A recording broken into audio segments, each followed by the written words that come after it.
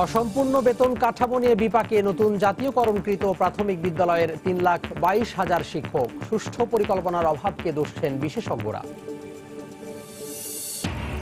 ঢাকা উত্তরের উপনির্বাচন এবং 2 সিটির 36 ওয়ার্ডে নির্বাচনে হাইকোর্টের স্থগিতাদেশের বিরুদ্ধে আপিলের সিদ্ধান্ত ইসির।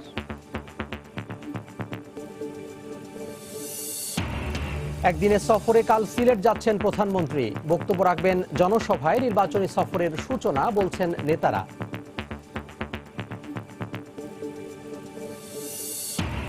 শিক্ষার্থীদের উপর হামলার প্রতিবাদে শিক্ষা প্রতিষ্ঠানে চলছে ছাত্র ধর্মঘট। ঢাকা বিশ্ববিদ্যালয়ে ক্লাস বন্ধ, রাজশাহী বিশ্ববিদ্যালয়ে পুলিশের সঙ্গে ধস্তাধস্তি। এবং জামালপুরের বকশীগঞ্জে 5ম শ্রেণীর ছাত্রীকে ধর্ষণের পর বর্বর নির্যাতনের অভিযোগ। সদরে এক কলেজ শিক্ষার্থীকে ধর্ষণ, অভিযুক্তদের শাস্তির দাবি।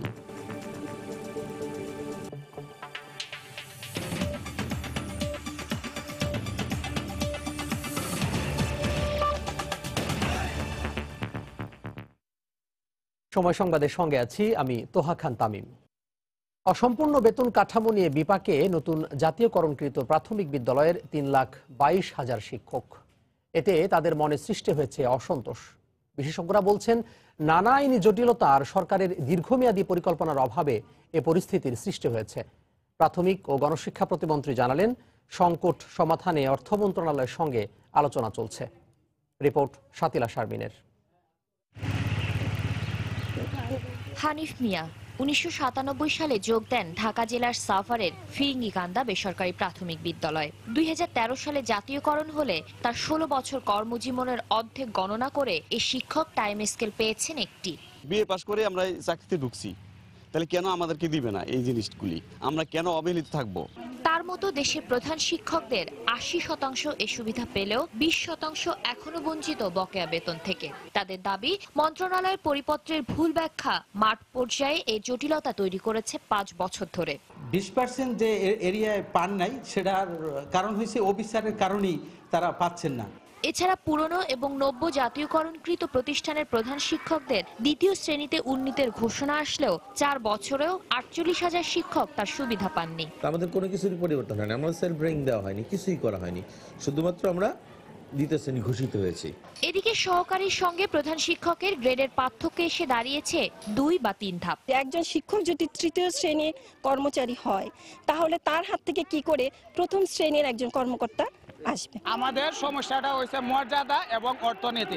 সাবেক মন্ত্রিপরিষদ সচিব জানালেন, নতুন পে স্কেল ঘোষণা এবং তা বাস্তবায়নের নানা জটিলতা সম্পর্কে। কতগুলি মিনিস্ট্রির ওপিনিয়ন লাগে, সরকারের ফাইন্যান্সিয়াল ইনভলভমেন্ট কি হবে, একটা দিয়ে ফ্লাড গেট ওপেন করে দেব কিনা, সে ফ্লাড গেট ওপেন করতে কোনো সরকার চায় না। প্রাথমিক ও গণশিক্ষা মন্ত্রীর দাবি, শিক্ষকদের অসন্তোষের পরিপ্রেক্ষিতে অধিদপ্তর ও অর্থ মন্ত্রণালয়ের সঙ্গে আলোচনা চলছে। দ্বিতীয় আর তৃতীয়র মধ্যে তো পার্থক্যটা ওইভাবে হবে না, তারপরও আমরা সেখানে চেষ্টা করতেছি। দীর্ঘদিনের অবহেলা আর আন্দোলনের পর 2013 সালে এমপিওভুক্ত সরকারি প্রাথমিক বিদ্যালয়গুলোকে জাতীয়করণ এবং 2014 সালে শিক্ষকদের 2য় শ্রেণীতে উন্নীতের যে ঘোষণা প্রধানমন্ত্রীর কাছ থেকে এসেছে, তার এখনো পূর্ণাঙ্গ বাস্তবায়ন হয়নি এবং এর কারণে শিক্ষকরা ভুগছেন বেতন বৈষম্যে। এর পেছনে মূল কারণ হিসেবে বিশেষজ্ঞরা দায়ী করছেন আমলাতান্ত্রিক জটিলতাকে।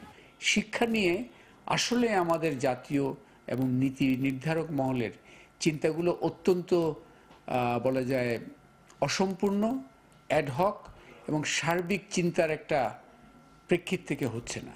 নীতি নির্ধারণ প্রক্রিয়াটা, এটার উপর সম্পূর্ণ প্রভাব করছে আমলাতান্ত্রিক চিন্তাটা। তাদের মতে আমলা নয়, শিক্ষকদের নীতি নির্ধারণে বসাতে হবে শিক্ষকদেরই। শাতিলা শারমিন, সময় সংবাদ, ঢাকা। কাল একদিনের সফরে সিলেট যাচ্ছেন প্রধানমন্ত্রী শেখ হাসিনা। তিনি হজরত শাহজালাল, হজরত শাহপরান এবং হজরত গাজী বুরহানুদ্দিনের মাজার জিয়ারত করবেন। পরে সিলেট আলিয়া মাদ্রাসা মাঠে আওয়ামী লীগ আয়োজিত জনসভায় বক্তব্য রাখবেন। বেশ কয়েকটি প্রকল্পের উদ্বোধন ও ভিত্তিপ্রস্তর স্থাপন করবেন তিনি। শেখ হাসিনার এই সফরকে নির্বাচনী সফরের শুভ সূচনা বলে মনে করছেন নেতারা। নওশাদ আহমেদ চৌধুরীর ক্যামেরায় বিস্তারিত ইকরামুল কবিরের রিপোর্টে। নির্বাচনী বছরের শুরুতে প্রধানমন্ত্রী শেখ হাসিনার এই সফর অনেকটাই তাৎপর্যপূর্ণ মনে করছেন দলের নেতাকর্মীরা। তাই সরকারি আলিয়া মাদ্রাসা মাঠের জনসভাকে সফল করার জন্য বিভাগ জুড়ে চলছে লাগাতার সভা সমাবেশ।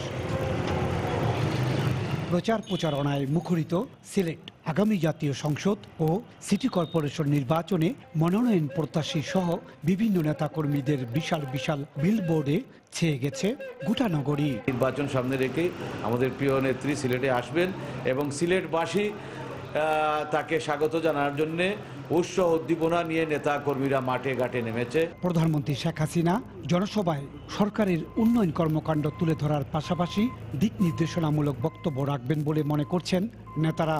মাননীয় প্রধানমন্ত্রী সারা বাংলাদেশে যে অভূতপূর্ব উন্নয়ন করেছেন সেই উন্নয়ন কর্মকাণ্ডগুলো নেতা কর্মীদের সামনে তুলে ধরবেন, দেশের মানুষের কাছে তুলে ধরবেন। সবকিছু মিলিয়ে বলা যেতে পারে যে এটা নির্বাচনী প্রচারণার নির্বাচনের আগের একটা প্রাথমিক পর্যায়ে। এদিকে প্রধানমন্ত্রী সিলেট সফর নির্বিঘ্ন রাখতে সিলেট মেট্রোপলিটন পুলিশের পক্ষ থেকে নেওয়া হয়েছে বিশেষ ব্যবস্থা। মাননীয় প্রধানমন্ত্রী সিলেট আগমন উপলক্ষে আমাদের যে নিরাপত্তা ম্যানুয়াল আছে ভিভিআইপির, সেই নিরাপত্তা ম্যানুয়ালের আলোকে যা যা করণীয় সমস্ত কার্যক্রম আমরা হাতে নিয়েছি এবং প্রিভেন্টিভ যে কাজগুলি আছে সেগুলি আমরা অব্যাহত রাখতেছি। প্রধানমন্ত্রী জনসভা স্থলে 20টি প্রকল্পের উদ্বোধন এবং 18টি প্রকল্পের ভিত্তিপ্রস্তর স্থাপন করবেন। ইকরামুল কবির, সময় সংবাদ, সিলেট। জাতীয় সংসদ নির্বাচনকে সামনে রেখে চট্টগ্রামে নির্বাচনের প্রস্তুতি নিতে শুরু করেছে আওয়ামী লীগ ও বিএনপি। দলীয় মনোনয়ন পেতে শীর্ষ পর্যায়ে লবিংয়ে ব্যস্ত সম্ভাব্য প্রার্থীরা। তবে মহানগরের 4টি আসনে বিএনপির মনোনয়ন আগেই নিশ্চিত হওয়ায় নির্ভর প্রার্থীরা। আওয়ামী লীগ থেকে এখনো পর্যন্ত কেউ সবুজ সংকেত না পাওয়ায় সবাই মাঠে থাকার চেষ্টা করছেন। বিস্তারিত কমলদের রিপোর্টে। চলতি বছরের ডিসেম্বরের মধ্যে জাতীয় সংসদ নির্বাচনের প্রস্তুতি চলছে। সেই অনুযায়ী এখনো 10 মাস বাকি, কিন্তু রাজনৈতিক দলগুলোর মধ্যে শুরু হয়েছে মাঠ দখলের চেষ্টা। বিশেষ করে প্রধান বিরোধী দলের শীর্ষ পর্যায় থেকে নির্বাচনে অংশগ্রহণ নিয়ে সুনির্দিষ্ট করে গণঘোষণা না দিলেও নেতাকর্মীরা বসে নেই। ইতিমধ্যে সম্ভাব্য প্রার্থীরা নির্বাচনে মনোনয়ন পেতে শীর্ষ নেতাদের কাছে লবিং চালিয়ে যাচ্ছেন, যোগাযোগ বাড়িয়েছেন কর্মীদের সাথেও। 2014 সালের 5 জানুয়ারি নির্বাচনে শেষ মুহূর্তে অংশ না নিলেও যারা সেই সময় মনোনয়ন পেয়েছিল তারাই এগিয়ে রয়েছেন বলে জানিয়েছেন নগর নেতারা। আগামী নির্বাচনে জয়লাভ করার জন্য সংগঠনকে তৃণমূল পর্যায় থেকে আমরা প্রস্তুত রেখেছি। একাধিক প্রার্থী আছে, এখান থেকে যোগ্য প্রার্থী বাছাই করে যে যোগ্য তাকে যাকে দেওয়া হবে। 2014 সালের সেই নির্বাচনকে যে প্রার্থীগুলোর কাজ করছিল ঠিক ধারাবাহিকভাবে 2018 সালের নির্বাচনও সারা বাংলাদেশে ওই 300 প্রার্থীকে আমরা সিলেক্ট করছি। হয়তোবা এর মধ্যে যারা ইনএক্টিভ হয়ে গেছে তাদেরকে রদবদলের চিন্তা ভাবনা আছে। গত নির্বাচনে বিএনপি অংশ না নেওয়ায় জোটের শরীকদের অনেক কিছুই ছাড় দিয়েছিল আওয়ামী লীগ। সে সাথে নগর নেতাদের অভ্যন্তরীণ বিরোধও কম ছিল না। কিন্তু এবারের নির্বাচনে দলীয় মনোনীত প্রার্থীদের জয় ছিনিয়ে আনতে ঐক্যবদ্ধভাবে কাজ করার কথা বলছেন আওয়ামী লীগ নেতারা। দ্বন্দ্ব বিভেদ যাই থাকুক না কেন, মূল কথাটি হচ্ছে সংকটকালীন সময়ে দলের জন্য দলের নেতাকর্মীরা কি করছেন। মাননীয় প্রধানমন্ত্রী শেখ হাসিনা যেই আসনে যাকে মনোনয়ন প্রদান করবেন, আমার দায়িত্ব হলো তাকে নিয়ে আমরা মাঠে নামা। চট্টগ্রামের 16টি সংসদীয় আসনের মধ্যে 3টি পুরোপুরি সিটি কর্পোরেশন এলাকায় অন্তর্ভুক্ত। এর বাইরে 3টি আসনের আংশিক রয়েছে। এছাড়া বাকি 10টি আসন পড়েছে উত্তর ও দক্ষিণ জেলায়। এর মধ্যে গত নির্বাচনে আওয়ামী লীগ 3টি আসন জোটের শরিক জাতীয় পার্টি এবং জাসদকে ছেড়ে দিয়েছিল। কমল দে, সময় সংবাদ, চট্টগ্রাম। সময় সংবাদে আরো থাকছে। আজ ঘোষণা হতে যাচ্ছে 2017-18 অর্থ বছরের দ্বিতীয়ার্ধের মূলধনী বেসরকারি ঋণ প্রবাহ কমে আনার আভাস।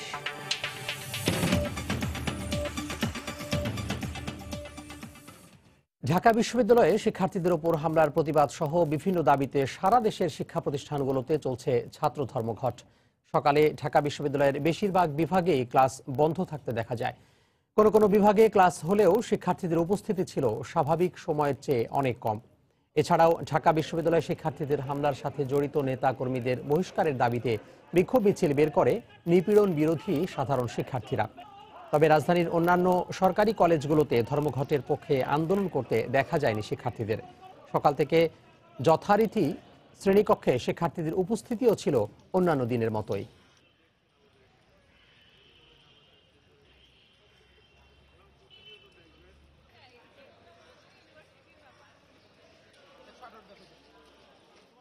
রাজশাহী বিশ্ববিদ্যালয়ে প্রগতিশীল ছাত্র জোটের ডাকা ধর্মঘটকে কেন্দ্র করে পুলিশের সঙ্গে শিক্ষার্থীদের ধস্তাধস্তির ঘটনা ঘটেছে। এই মুহূর্তে বিশ্ববিদ্যালয় ক্যাম্পাসে আছেন রিপোর্টার রাকিবুল হাসান। আমরা সরাসরি চলে আছি তার কাছে। রাকিব। ধন্যবাদ তামিম। কেন্দ্রীয় কর্মসূচির অংশ হিসেবে ছাত্র জোটের যে ডাকা যে ধর্মঘট সেটি কিন্তু রাজশাহী বিশ্ববিদ্যালয়ে আমরা সকাল থেকে দেখেছি পালিত হতে, এবং আমরা দেখেছি যে সকালে রাজশাহী বিশ্ববিদ্যালয়ে আমচত্বর থেকে প্রগতিশীল ছাত্র জোটের একটি মিছিল নগরী বিশ্ববিদ্যালয়ের বিভিন্ন গুরুত্বপূর্ণ সড়ক প্রদক্ষিণ শেষে কিন্তু তারা বাস যে স্ট্যান্ড রয়েছে সেই বাস স্ট্যান্ডে কাছে এসে কিন্তু অবস্থান নেয়, এবং সেখানে অবস্থান নেওয়ার পর থেকে কিন্তু তারা সকাল 8টা পর্যন্ত 8:30 পর্যন্ত কিন্তু কোনো ধরনের বিশ্ববিদ্যালয়ের বাস চলাচল করতে দেয়নি, এবং তারা অবস্থান নিয়েছিল সেখানে। এবং সেটিরই এক পর্যায়ে কিন্তু বিশ্ববিদ্যালয়ে যে পরিবহন কর্মচারী রয়েছে এবং এর পাশাপাশি প্রক্টোরিয়াল বডি তাদের সাথে কিন্তু অনেকটা কথা কাটাকাটি হয়, এবং এক পর্যায়ে কিন্তু সেটি ধস্তাধস্তি এবং ধাক্কাধাক্কিতে রূপ নেয়। এবং আমরা কথা বলেছি রাজশাহী বিশ্ববিদ্যালয়ের যারা প্রগতিশীল ছাত্র জোটের নেতারা রয়েছে, আমরা কথা বলেছি যে ছাত্র ফেডারেশনের রাজশাহী বিশ্ববিদ্যালয় শাখার সভাপতি কিংসুক কিঞ্জলের সাথে। তাই সে যেটি আমাদেরকে জানাচ্ছেন যে আসলে আমাদের কাছে সেটি রেকর্ডও আছে। তিনি বলছেন যে আসলে বহিরাগত ছাত্রলীগের হামলার হতে পারে সেটি, তবে সে খুব একটা নিশ্চিত করেনি যে এটি ছাত্রলীগের হামলা।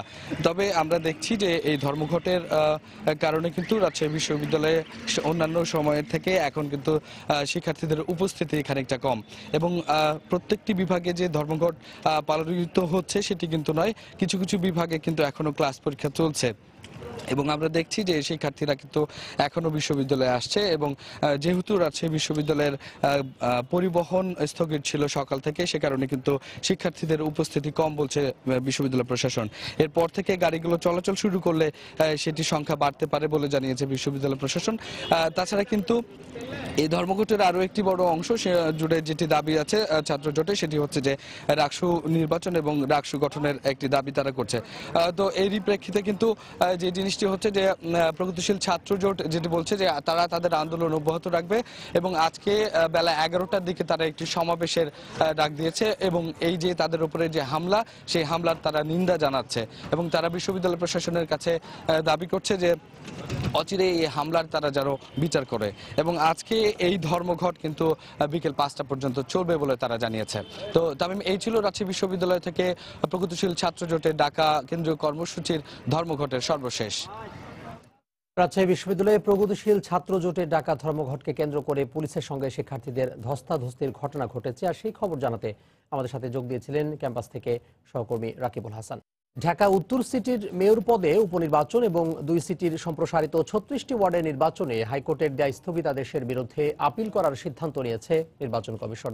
এই আপিলে কমিশনের পক্ষে লড়বেন 2 জন আইনজীবী। তবে নির্বাচন কমিশন বলছে যে কারণে নির্বাচন স্থগিত হয়েছে তার বেশিরভাগই পড়েছে স্থানীয় সরকার মন্ত্রণালয়ের দায়িত্বের মধ্যে। বিস্তারিত বেলায়েত হোসাইনের রিপোর্টে। উত্তরের মেয়র আনিসুল হকের মৃত্যুর পর থেকেই রাজনীতির মাঠে আলোচনায় এই পদের উপনির্বাচন প্রসঙ্গ। আলোচনার টেবিলে উঠে আসে 2 সিটিতে সম্প্রসারিত 36টি ওয়ার্ডের নির্বাচনও। ঘোষিত তফসিল অনুযায়ী আগামী 26 ফেব্রুয়ারি অনুষ্ঠিত হওয়ার কথা ছিল ভোট গ্রহণ, কিন্তু আলাদা 2টি রিট আবেদনের প্রেক্ষিতে এই নির্বাচনে 6 মাসের স্থগিতাদেশ দেয় উচ্চ আদালত। আদালতের স্থগিতাদেশ হাতে পেয়ে তা পর্যালোচনার কাজ শেষ করেছে নির্বাচন কমিশন। এবার কমিশনের সিদ্ধান্ত আদেশের বিরুদ্ধে আপিল করা। লয়ারের সঙ্গে যোগাযোগ করেছি এবং একটা সিটিংও হয়ে গেছে আমাদের, সম্ভবত লয়ারও ওকালতনামা সম্পাদন করে গেছে, এবং আমরা এটা আপিলে যাচ্ছি।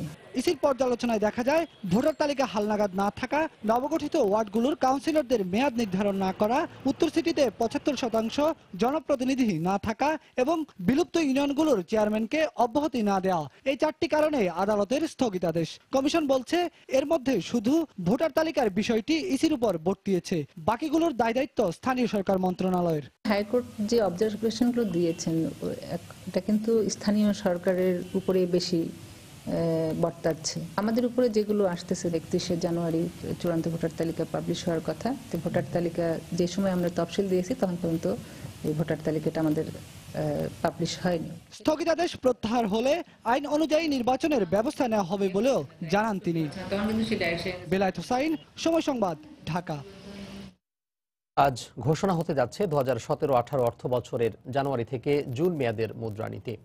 দুপুরে কেন্দ্রীয় ব্যাংক কার্যালয়ে মুদ্রানীতি ঘোষণা করবেন বাংলাদেশ ব্যাংকের গভর্নর ফজলে কবির। গত জুলাই-ডিসেম্বর মেয়াদের মুদ্রানীতিতে বেসরকারি খাতে ঋণ প্রবাহ ধরা হয় 16.3%, কিন্তু নভেম্বর পর্যন্ত পাওয়া তথ্য মতে ব্যক্তি খাতে ঋণ প্রবাহ ছাড়িয়েছে 19%। এছাড়া বছরের শেষ দিকে মূল্যস্ফীতিও ছিল ঊর্ধ্বমুখী। এসব বিবেচনায় এবারের মুদ্রানীতিতে বেসরকারি খাতে ঋণ প্রবাহের হার কমিয়ে আনা হতে পারে বলে আভাস পাওয়া গেছে। সেই সঙ্গে অর্থ বছরের দ্বিতীয়ার্ধের মুদ্রানীতির ঘোষণায় ভোক্তা ঋণ পুঁজিবাজার বিষয়েও নির্দেশনা থাকতে পারে।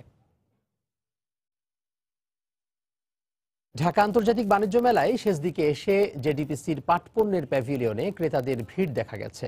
পণ্যের মান ও দাম নিয়ে সন্তুষ্ট তারা, তবে প্রত্যাশা মতো সাড়া না পাওয়ার কথা জানালেন ক্ষুদ্র মাঝারি উদ্যোক্তারা। গেলবারের অবস্থান থেকে সরিয়ে অন্য স্থানে প্যাভিলিয়ন বরাদ্দ দেয় এই মন্দাভাব। উদ্যোক্তাদের এ অভিযোগ মানছে জেডিপিসিও। রিপোর্ট কামরুল হাসান সবুজের। ঢাকা আন্তর্জাতিক বাণিজ্য মেলার এই প্যাভিলিয়নটি নজর কাটছে অনেক দর্শনার্থীর, যারা তাদের ব্যবহারিক পণ্যে আধুনিকতা আর ঐতিহ্যের মিশেলে একটু ভিন্নতা চান। তারা ঘুরতে ফিরতে ঢু মারছেন এখানকার স্টলে। প্যাভিলিয়নের 25টি স্টল সাজানো হয়েছে দৃষ্টিনন্দন সব পাটপণ্যে। কোথাও দর্শনার্থীর চোখ আটকে যাচ্ছে সাজসজ্জার অলঙ্কারে, আবার কোথাও মনোযোগী গৃহসজ্জার উপকরণ বাছাই করতে। অনেকেই বেছে নিচ্ছেন নিজের সাথে মানানসই school college official bag, purse, জুতা স্যান্ডেল সহ দরকার মতো নকশাদার পণ্য। জিনিসটা কালারফুল অনেক, এগুলো দিয়ে ঘর সাজাইলে অনেক সুন্দর লাগে। আমি ওই সাইড দিয়ে চলে যাচ্ছিলাম, পরে যেই দেখলাম এখানে এই জিনিসগুলো আছে, তো ডাইরেক্ট এখানে চলে আসছি। কলিগ আছে বাইরের, তারা ভিজিট এসেছে, তাদের জন্যই গিফট নেওয়ার জন্য। স্টাইলগুলো আসলে একটু ভিন্ন, আর প্রাইসটাও রিজনেবল। ফ্যাশন করা যাবে, কারণ ডিজাইনটাও তো সুন্দর। দর্শনার্থী সমাগমে ব্যস্ত উদ্যোক্তারাও। তবে পাটপণ্য বহুমুখীকরণের সরকারি সংস্থা জেডিপিসির অধীনে মেলায় অংশ নেওয়া উদ্যোক্তারা জানান, বেচাকেনার মন্দাভাবে এখনো মেলেনি প্রত্যাশা প্রাপ্তির সমীকরণ। কোয়ালিটি ভালো হলে কিনবেই, মেন হলো ফিনিশিংটা ভালো রাখতে হবে, কাপড়ের ফেব্রিক্সটা ভালো দিতে হবে। পাপোশ আছে, ডাইনিং টেবিল এরিয়া আছে, রানার সিট আছে। প্রত্যেকটা ব্যাগের উপরে 50 টাকা 100 টাকা ডিসকাউন্ট।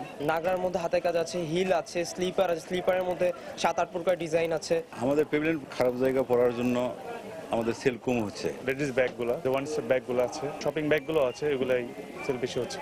ক্রেতাদের আগ্রহ আর উদ্যোক্তাদের অভিযোগ, এই দুয়ের অভিজ্ঞতায় আগামীতে যেন এমন বিড়ম্বনায় পড়তে না হয় সেই পদক্ষেপ নেওয়ার কথা জানালো জেডিপিসি। এইভাবে আমরা অতটা দর্শনার্থী পাচ্ছি না, সাইডে একটা জায়গা দেওয়া হয়েছে আমাদের। নেক্সট অবশ্যই এই জিনিসটা আমরা ইপিবির কাছে করব, যেন আমাদেরকে মাঝখানে যে কোনো জায়গায় আমাদেরকে প্রাইসটা নির্ধারণ করে দেয়। পছন্দসই পরিবেশ বান্ধব এসব পাটপণ্য যেন শ্বাসকষ্ট সহ অন্য কোনো অস্বস্তির কারণ না হয়, সেদিকে আরো যত্নবান হওয়ার তাগিদ দর্শনার্থীদের। কামরুল হাসান সবুজ, সময় সংবাদ, ঢাকা।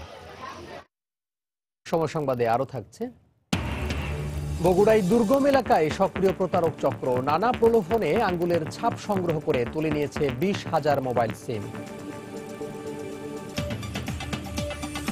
বগুড়ার ধুনটে দুর্গম কয়েকটি গ্রামে একটি সংঘবদ্ধ চক্র নানা প্রলোভন দেখিয়ে আঙ্গুলের ছাপ নিয়ে তুলে নিয়েছে 20,000 মোবাইল সিম। গত 3 মাস ধরে গরিব মানুষের বাড়িতে গিয়ে বন্ধুচুলা, বয়স্ক ভাতা সহ নানা প্রলোভন দেখিয়ে ল্যাপটপে আঙ্গুলের ছাপ ও জাতীয় পরিচয়পত্রের নম্বর নেয়।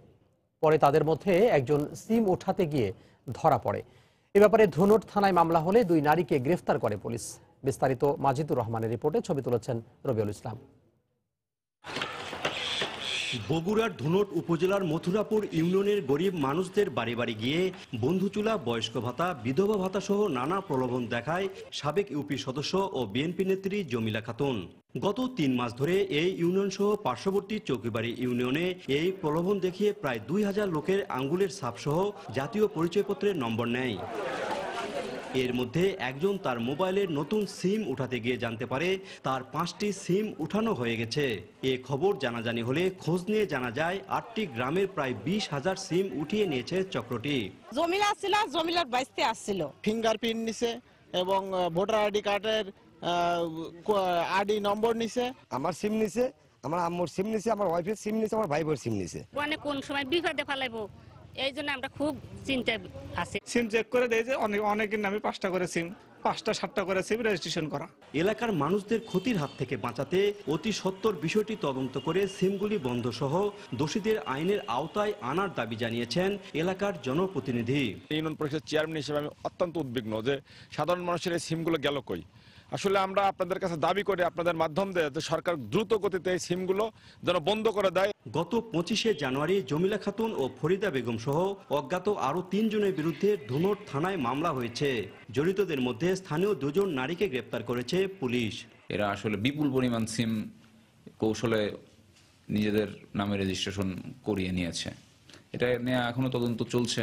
ইটকল নামের একটি সংস্থা থেকে বন্ধুচুলা দেওয়ার কথা বলে ধুনট উপজেলা মহিলা দলের সাধারণ সম্পাদিকা জমিলা খাতুন সহ সংঘবদ্ধ চক্রটি 30টি ইটকলে বন্ধু চুলাও বিতরণ করেছে চক্রটি। উঠানো সিম অধিকাংশই এয়ারটেলের। মাজিদুর রহমান, সময় সংবাদ, বগুড়া। জামালপুরের বকশীগঞ্জে 5ম শ্রেণীর এক শিক্ষার্থীকে ধর্ষণের পর ব্লেড দিয়ে শরীরের বিভিন্ন জায়গা ক্ষতবিক্ষত করে দিয়েছে এক বখাটে। এছাড়া সদর উপজেলার কেন্দ্রীয় এলাকায় এক কলেজ শিক্ষার্থীকে ধর্ষণ করেছে বখাটেরা। এসব ঘটনায় অভিযুক্তদের দৃষ্টান্তমূলক শাস্তির দাবি জানিয়েছেন স্বজন ও এলাকাবাসী। জামালপুর থেকে জাহাঙ্গীর আলমের পাঠানো তথ্য ছবি নিয়ে ডেস্ক রিপোর্ট। নির্যাতিতার স্বজনদের অভিযোগ, বাড়ির আঙিনা থেকেই শনিবার রাতে তুলে নিয়ে ধর্ষণ করা হয় মাত্র 5ম শ্রেণীতে পড়ুয়া ওই শিক্ষার্থীকে। এমনকি ধর্ষণের পর ধারালো ব্লেড দিয়ে ক্ষতবিক্ষত করে চালানো হয় পাশবিক নির্যাতন। বাইন দিয়ে আমার শরীর কাটে ছিঁড়ে দিয়েছে, দিয়ে আমাকে ধর্ষণ করছে, যে আমার সর্বনাশ করছে, তার আমি দৃষ্টান্তমূলক শাস্তি চাই। মেয়ের সাথে যে ঘটনা ঘটছে এটা আমি কঠিন শাস্তি চাই। আমরা রোগীকে প্রাথমিকভাবে দেখে উপর দিয়ে কিছু ইনজুরি পাওয়া গেছে, এগুলো আমরা নোট করে রাখছি এবং রোগীকে হাসপাতালে গাইনি ওয়ার্ডে রোগীকে ভর্তি করা হয়েছে। এদিকে শুক্রবার রাতে পাশের উপজেলায় এক এসএসসি পরীক্ষার্থী ধর্ষণের শিকার হয়। স্বজনদের অভিযোগ, মায়ের সঙ্গে বাড়ির পাশের মাদ্রাসায় ধর্মসভা শুনতে যাওয়ার সময় একই এলাকার বখাটে সাব্বির আকন্দ ও তার 5-6 জন সহযোগী তাকে অপহরণ করে গণধর্ষণ করে। তাদের আমি বিচার চাই। আর আমি সামনে পরীক্ষা দিব, এসএসসি পরীক্ষা দিই, আমি সামনে পরীক্ষা দিব, 1 তারিখ থেকে আমি পরীক্ষা দিতে পারবো কি পারবো না সেটার কোনোই নাই। 2টা গণধর্ষণের ঘটনায় আমরা স্তম্ভিত। অবিলম্বে এই 2টা ঘটনার, এই অমানবিক এবং পাশবিক ঘটনায় আসামিদের অবিলম্বে গ্রেপ্তার এবং দৃষ্টান্তমূলক শাস্তির দাবি করছি। এ ঘটনায় নির্যাতিতার পরিবার বাদী হয়ে সদর থানায় একটি মামলা দায়ের করেন। পুলিশ জানিয়েছে অভিযুক্তদের গ্রেপ্তারে অভিযান অব্যাহত রয়েছে। যাদের নাম এসেছে তাদেরকে ধরার জন্য আমাদের পুলিশের টিম অলরেডি ফিল্ডে কাজ করতেছে। আশা করি খুব অল্প সময়ের মধ্যে সে ধরা পড়ে যাবে এবং তদন্ত করে যে দোষী প্রকৃতপক্ষে সে যেন বিচারের আওতায় আসে তার প্রয়োজনীয় সকল ব্যবস্থা আমরা গ্রহণ করব। নির্যাতিত দুজনকেই হাসপাতালে চিকিৎসা দেওয়া হচ্ছে। সময় সংবাদ, জামালপুর। দিনাজপুরে 2 শিশুকে অপহরণের 7 দিন পেরিয়ে গেলেও নিখোঁজ শিশুদের এখনো খোঁজ মেলেনি। এজন্য পুলিশের উদাসীনতাকেই দায়ী করছে এলাকাবাসী। তবে শিশুদের উদ্ধারে সচেষ্ট রয়েছে বলে জানিয়েছে পুলিশ। দিনাজপুর থেকে গোলাম নবী দুলালের তথ্য, মঞ্জুদ আলম শিমুলের ছবি নিয়ে ডেস্ক রিপোর্ট।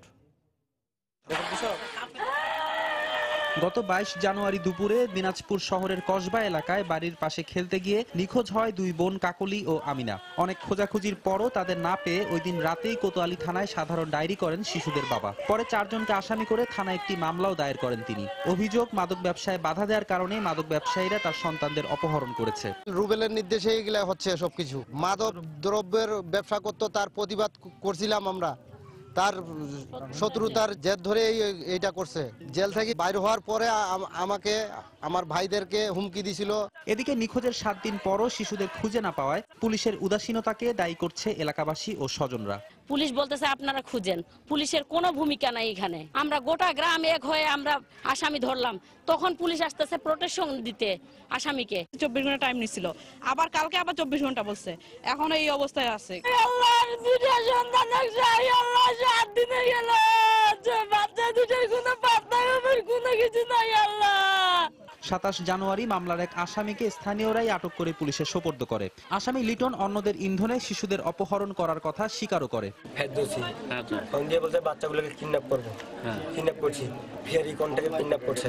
2 জন মিলে আসছে মাইক্রোতে করে ওই যে ওই রাস্তা দিয়ে, ওই যে রূপনের রাস্তাগুলো, ওই রাস্তা দিয়ে মাইক্রোতে উঠে নিয়ে চলে আসছে। পরে মামলার বাকি আসামিদের গ্রেফতার করতে সক্ষম হয় পুলিশ। শিশুদের উদ্ধারে তৎপরতা চলছে বলেও জানানো হয়। মামলাটি তদন্ত চলছে নিবিড়ভাবে। আমরা আশাবাদী অবশ্যই বাচ্চা দুটি উদ্ধার হবে, নিখোঁজ বাচ্চা দুটি। পাশাপাশি এই ঘটনার সহিত যারা জড়িত এবং এর গডফাদার এবং মামলার জট অবশ্যই খুলবে। নিখোঁজ শিশু কাকলির বয়স 12 বছর ও তার ছোট বোন আমিনার বয়স 5 বছর। সময় সংবাদ, দিনাজপুর। নতুন বছরে সরব হয়ে উঠেছে কুড়িগ্রাম 2 আসনে নির্বাচন কেন্দ্রিক রাজনীতি। জেলার প্রাণকেন্দ্র হওয়ায় এই আসনটি নিজেদের করে রাখতে মরিয়া বড় দলগুলো। মহাজোট হলেও আগামী নির্বাচনে ছাড় দিতে নারাজ আওয়ামী লীগ ও জাতীয় পার্টি। দুদলে টানাপোড়েনের সুযোগ নিতে মরিয়া 3 যুগেরও বেশি সময় এই আসনে জয় না পাওয়া বিএনপি। মমিনুল ইসলাম মঞ্জুর তথ্য ও বেলাল হোসেনের ছবি নিয়ে ডেস্ক রিপোর্ট। ফুলবাড়ী, রাজারহাট ও সদর উপজেলা নিয়ে গঠিত কুড়িগ্রাম 2 আসন। এখানেও বরাবরই জাতীয় পার্টির আধিপত্য। 1979 সালে নির্বাচিত হন বিএনপির তাজুল ইসলাম। দল বদল করে জাতীয় পার্টির লাঙল প্রতীকে পরের 5টি সংসদ নির্বাচনে টানা জয় পান তিনি। মাঝে 2008 সালে নির্বাচিত হন হুসেইন মোহাম্মদ এরশাদ। সবশেষ নির্বাচনে 7ম বারের মতো এমপি হন তাজুল ইসলাম। জেলার প্রাণকেন্দ্র হওয়ায় আগামী নির্বাচনেও স্থানীয় রাজনীতিতে গুরুত্ব পাচ্ছে এ আসনটি। একক না মহাজোটের প্রার্থী, এ নিয়ে টানাপোড়েন শুরু হয়েছে আওয়ামী লীগ ও জাতীয় পার্টিতে। আগামী নির্বাচনে ছাড় দিতে নারাজ দুদলই। নৌকা মার্কার প্রার্থী এখানে মনোনয়ন দিলে আমরা নিশ্চিতভাবে বলতে পারি কুড়িগ্রাম 2 আসন আমরা জননেত্রী শেখ হাসিনাকে উপহার দিতে পারবো। জনগণ লাঙ্গলকে চাচ্ছে, বারবার লাঙ্গলকে ভোট দিতেছে, এবারও হয়ে যাবে, লাঙ্গল বিপুল ভোটে হয়ে যাবে। আওয়ামী লীগ ও জাপার এমন অবস্থানে সুযোগ নিতে চাইছে বিএনপি। সাংগঠনিক কার্যক্রমে সক্রিয় হয়ে ভোটের মাঠে এগিয়ে থাকতে মরিয়া দলের নেতারা। সরকারের জনপ্রিয়তার যে অবস্থা শূন্যের কোঠায়, আমরা আশা করি আগামী নির্বাচনে কুড়িগ্রাম 2 আসনে বিএনপির মনোনীত প্রার্থী ইনশাআল্লাহ জনগণের ভোটে বিজয়ী হবে।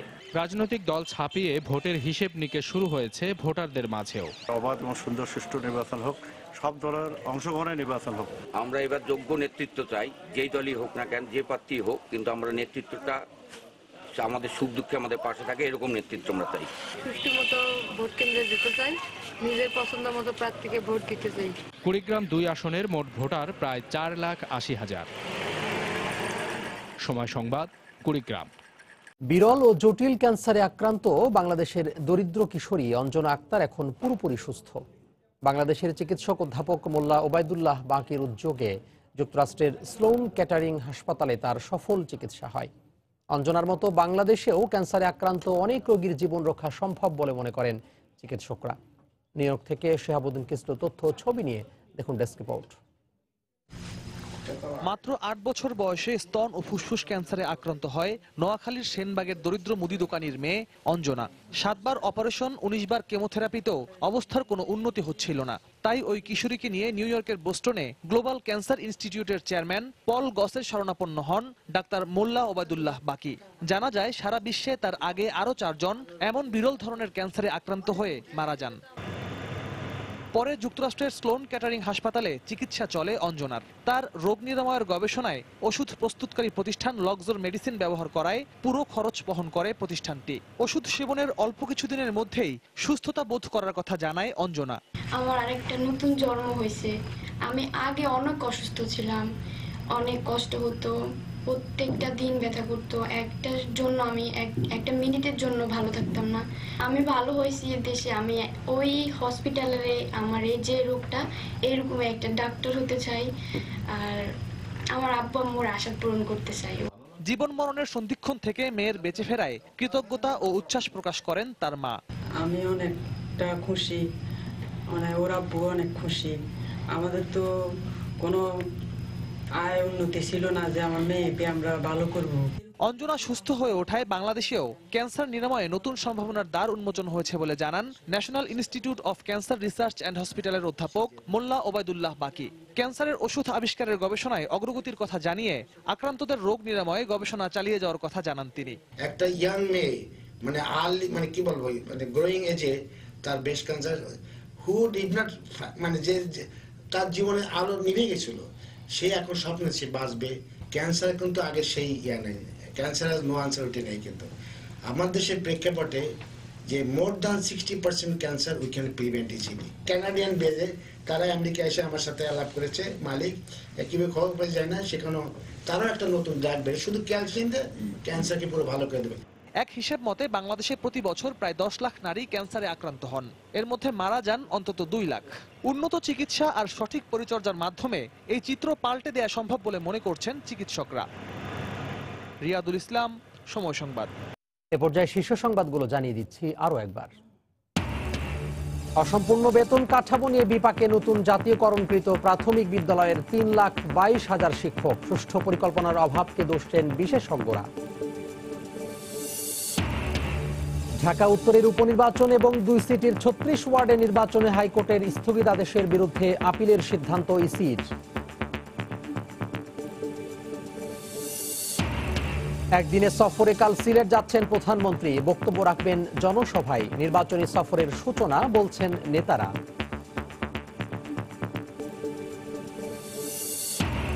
হামলার প্রতিবাদে সারা দেশে শিক্ষা প্রতিষ্ঠানে চলছে ছাত্র ধর্মঘট। ঢাকা বিশ্ববিদ্যালয়ে ক্লাস বন্ধ, রাজশাহী বিশ্ববিদ্যালয়ে পুলিশের সঙ্গে ধস্তাধস্তি। এবং জামালপুরের বকশীগঞ্জে 5ম শ্রেণীর ছাত্রীকে ধর্ষণের পর বর্বর নির্যাতনের অভিযোগ। সদরে এক কলেজ শিক্ষার্থীকে ধর্ষণ, অভিযুক্তদের শাস্তির দাবি। এই ছিল এখনকার মতো। যে কোনো খবর পেতে ভিজিট করুন সময়নিউজ.tv। যে কোনো বাংলা লিংক ও রবি নম্বর থেকে সময় সংবাদের খবর, অনুষ্ঠান সম্পর্কে জানতে এবং যে কোনো তথ্য সময় সংবাদকে জানাতে ডায়াল করুন 16242 নম্বরে। এছাড়া এইমাত্র পাওয়া খবর আপনার মোবাইলে পেতে SMS করুন *BN লিখে পাঠিয়ে দিন 16242 নম্বরে। আর সঙ্গে থাকুন সময়।